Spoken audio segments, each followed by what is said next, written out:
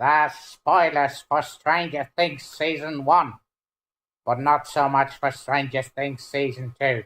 It's more like a contextual discussion rather than a complete dissection of the plot.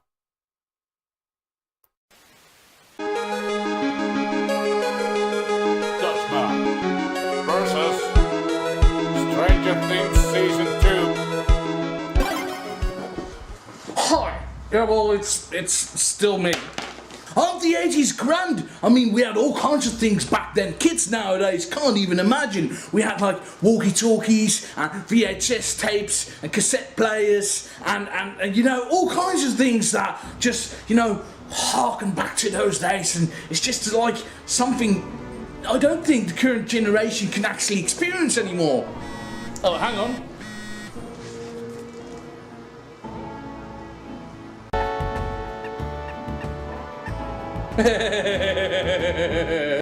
Well, where was I? Like everybody else in the world, I've seen Stranger Things Season 1. And like everybody else in the world, I have seen Stranger Things Season 2. So, why are we talking about this? Should I be sitting here telling my opinion as to why I think this thing online is bad or why I think this thing online is good? Are you here for an actual take? Because I'm not sure I can give you one. I have a problem with Stranger Things Season 2. It suffers from something. There's a thing, there's an undescribable essence which I'm still going to try and describe. I call this the middle one effect. It's when something has been so great and so fantastic that obviously it gets, you know, lit for a continuation of sorts, like a sequel series in this case, or just in general more good stuff, the stuff that people are expecting. Like Stranger Things was lightning in a bottle. They managed to capture like a huge part of 80s nostalgia, which is always bankable. It's like nostalgia is a thing that sells, and I'm not saying that's inherently bad. For Stranger Things, personally, that worked. It did all the right things, it borrowed all the right elements, and it gave us a new story that, you know, in the end made me go like, yeah, that was cool, that was pretty fun, I'm happy I saw that. And now Stranger Things Season 2 has been along, and it, you know what it is? I'll tell you what it is. It is perfectly fine. That's it. That's what it feels to me. It's fine. It was never going to be as big as the previous one, and it would be dangerous to try and, you know, compete with your own product, just to say. But here it is. It suffers from the middle one effect because, you know, there's already going to be a Stranger Things Season 3. And unfortunately, I checked IMDb to find out who one actor was, and I've already now gotten the knowledge that there's going to be a Season 3 and a Season 4. So that means that Season 2 of Stranger Things only really had one goal. It only had the one thing to do. Bring back the characters that we love and give us an idea of a bigger threat. Now, all the promotional material has been of the huge tentacle monster, the giant thing with extensive limbs that is as big as a city. And they don't interact with that as much as they do in Season 2, as the Demogorgon was the big bad creature of Season 1. So Stranger Things Season 2 is basically like Pirates of the Caribbean Dead Man's Chest.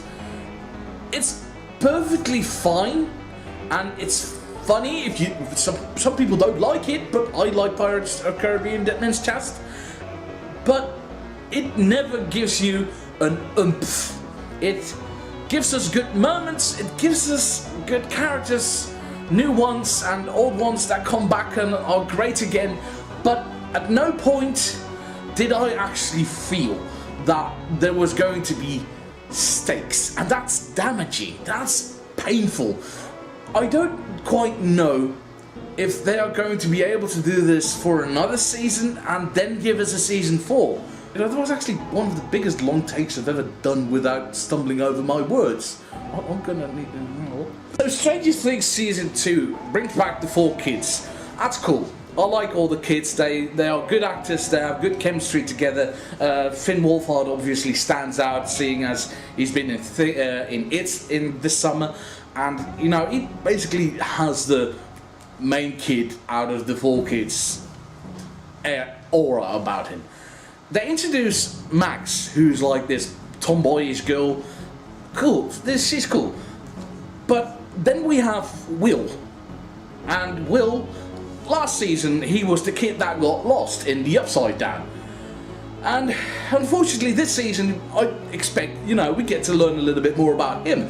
But instead, most of it is just him catatonic and crying, and it's very hard for me to feel for him rather than feel for his mum, who's played by Winona Ryder, who, you know, knocked it out of the park with, you know, comebacks role last season. Max has a stepbrother who feels very Stephen King-like, in which I mean is he seems to pose a greater direct threat to the kids than the actual monsters. 11 comes back because obviously 11 wasn't going to stay dead last season, and there is things going on, but I find it hard to find something compelling within the first 5 episodes. And again, this bothers me because I don't like to watch seasons long of things and being told, oh, it gets better by episode 5 or 6. Iron Fist was notorious for this. It's like by episode 6 is when the ball kind of starts rolling, really. But that's 5 hours of your life. Do you have the obligation to watch something for 5 hours with the promise it becomes good then? Personally, I didn't mind because, like I said, I like the characters. They're all great. But I can seriously see this not being everybody's cup of tea because of that. And while there's some new ground being tread, not literally because the Upside Down is still the thing, it doesn't really feel as fresh. 11's biggest thing comes along in, like I said, episode 6, and the consequent episode 7 is when she basically has an episode to herself. And that's the good stuff, that's like the mystery. But we're not going to find that out in this series, unfortunately. We're going to find out in season 3 or 4. That's too bad. So what we're left with is just, it feels more of the same. And that's really all I can say. I'm not condemning this season. It's been good, and I've been very happy that I've watched it. It's 9 hours of some of the better TV I've watched recently. But I was hoping for more. Maybe that's always my biggest problem when I go in with expectations. If I go in with expectations, they never get met. And if I go in with something without expectations, I usually can even look at the biggest piece of trash and go like, well, that had some redeeming qualities about it. Anyway, I'm probably wrong about this, so you should be giving me all death threats. There's like lots of things you can do. You can subscribe to my channel to get constant weekly feeds of my bullshit. You can leave me a comment down below saying how fat I look today because, well, I'm quite rotund. Give me a thumbs down, just, you know, to piss me off. And, you know, Twitter's, Goodreads, Facebook's, all those things. And make sure you watch Stranger Things Season 2 because I still like it. Yeah.